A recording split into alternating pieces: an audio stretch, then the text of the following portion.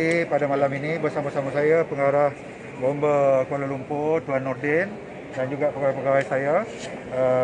Seperti mana yang tuan-tuan sedia maklum bahawa pada malam ini lebih kurang jam 8.45 malam kita telah menerima laporan berkenaan dengan satu kejadian insiden yang melibatkan tren LRT yang bertembung antara laluan KLCC ke Kelana Jaya dan juga daripada Kelana Jaya ke Gombak.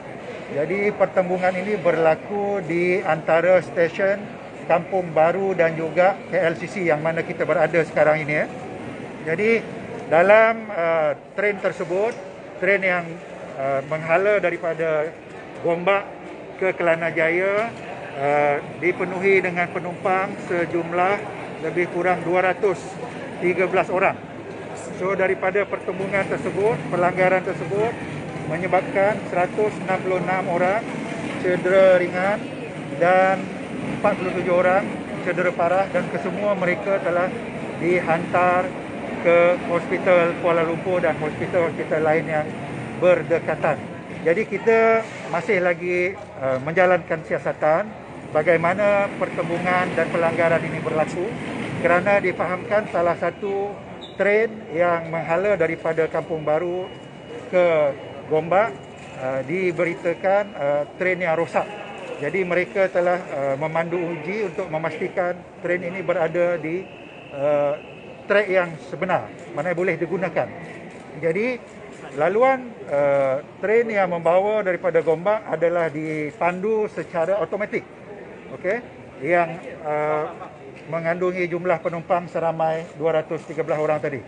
Okey. Manakala tren yang daripada Kampung Baru menghala ke Gombak itu adalah tren yang kosong. Sebab tren itu adalah rosak. Jadi yang hanya ada adalah pemandu tren yang daripada Kampung Baru menghala ke Gombak. So jadi pertembungan itu berlaku antara KLCC dan Kampung Baru.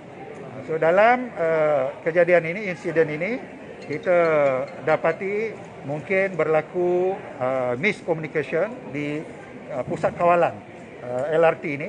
Jadi kita akan menyiasat sejauh mana berlaku breakdown tadi dan kalau kita lihat ini merupakan satu kemalangan merupakan satu kemalangan dan kita akan menjalankan siasatan di bawah Seksyen 201 Akta Pengangkutan Darat tahun 2010 disebabkan apa-apa perbuatan ataupun peninggalan yang boleh menyebabkan kecederaan penumpang. Jadi kita akan siasat di bawah seksyen ini jika berlaku kecuaian dan sebagainya. So siasatan perlu dijalankan kerana ia melibatkan kepentingan awam dan menyebabkan ramai yang cedera.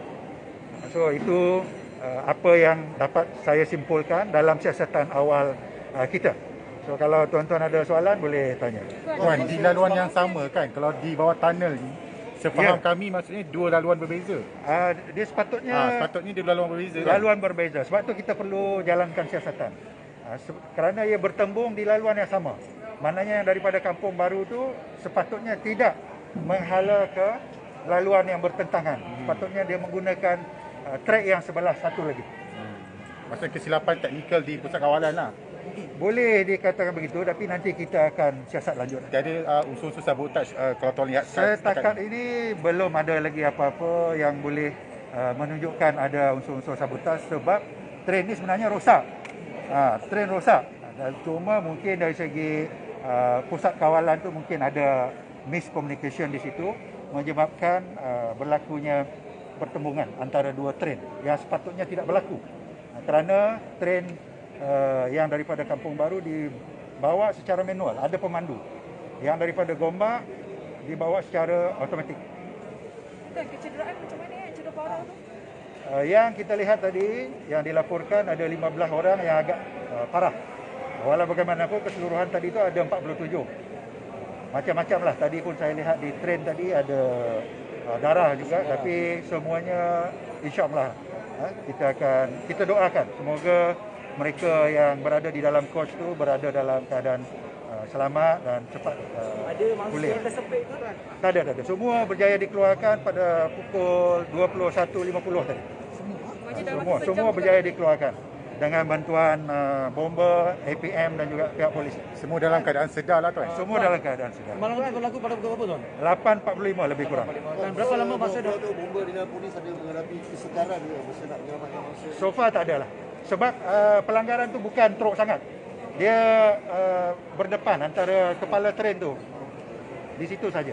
Tapi mungkin sebab impact dia tu, pelanggaran tu, momentum tu menjadikan ianya menyebabkan yang di dalam train yang tidak memegang apa-apa tempat pegangan, mereka akan terhentak lah. Berapa lama masa yang perlu untuk anggota bomba dan polis untuk keluarkan mangsa daripada dalam train tuan? Saya rasa itu saya serahkan kepada Tuan Nordin. Tuan, berapa kelajuan train masa betul-betul? Kurang daripada 40 km per hour.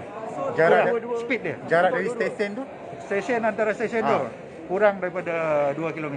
Tuan, so basically train yang dipandu uji itu tak sepatutnya berada dalam Ya, betul. Yang dipandu oleh pemandu tu tak sepatutnya bertentangan. Ada seorang je? Seorang saja. Pemandu je. Pemandu saja. Pemandu uji. Jadi 213 tu include pemandu train lagi satu orang kan? Yang tu yang sebelah tu. Yang ni yang train yang ni. train yang rosak kan. Yang harus. So total termasuk pemandu lah 213. 214 lah kalau termasuk pemandu. Tuan so far pemandu itu ada kena tangkap tak? Pemandu. Macam mana? Ada kenderaan pada wanita pemandu.